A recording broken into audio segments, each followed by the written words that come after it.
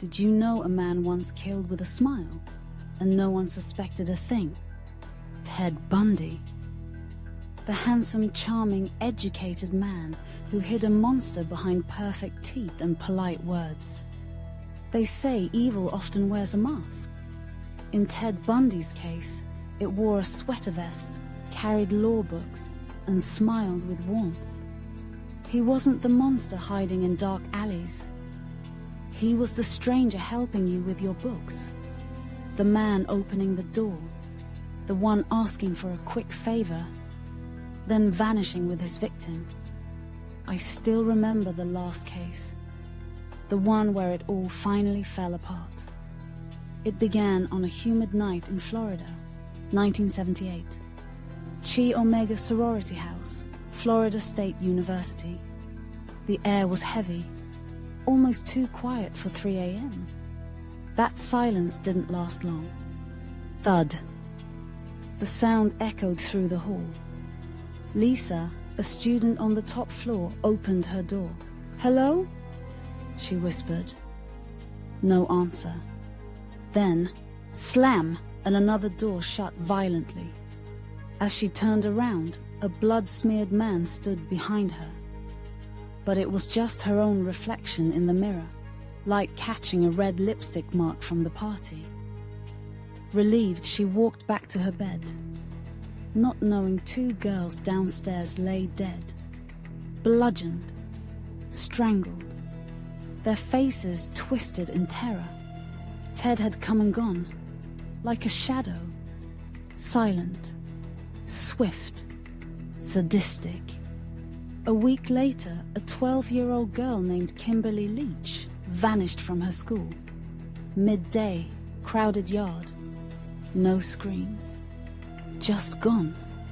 One classmate swore she saw a man with a sling on his arm asking Kimberly to help carry some papers.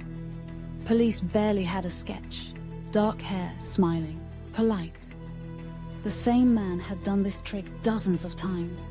He faked broken arms, limps, or dropped keys. "Could you help me, please?" he'd say. Once close, he'd strike, hard and fast. A girl survived. Carol Daronk, 1974. A man flashed a badge. "I'm Officer Roseland," he said. "Your car's been broken into." He led her to a Volkswagen, not a cop car. She got in. The locks clicked. He lunged, but Carol fought back. Scratched him, kicked him. She escaped. Later, when she saw Ted's picture, she shivered. "That's him," she whispered. "That's the devil in disguise." Police traced the VW. It matched multiple reports. Inside the trunk, handcuffs, a ski mask, rope, a crowbar. Still, Ted smiled during questioning. "I think you've got the wrong man," he said smoothly. A rookie cop left the interview room for 5 minutes. When he returned, Bundy was gone. Window open, bedsheet missing. Escape number 1. For months, nothing. Then, more murders. Colorado, 1907. Ted stood trial again. Guards watched him closely. But in court, he asked to use the law library. They let him. He jumped from a 2nd-story window and vanished into the mountains. A hiker spotted a figure crouched behind a rock. The man bolted. Later, search teams found a severed deer's head where Ted had camped. Weeks passed. Another girl went missing. Same method, same story, same shadow. People now whispered his name in terror. Bundy. He was becoming more violent, less careful, like something inside him had snapped. He'd been on the run too long. No money, no backup. Still hungry, not just for food. One night, he broke into the Che Omega house. He attacked 4 girls in under 15 minutes. 2 died. 2 survived. Barely. He left behind chaos and blood. Yet, he still vanished before police arrived. It was a traffic stop that ended him.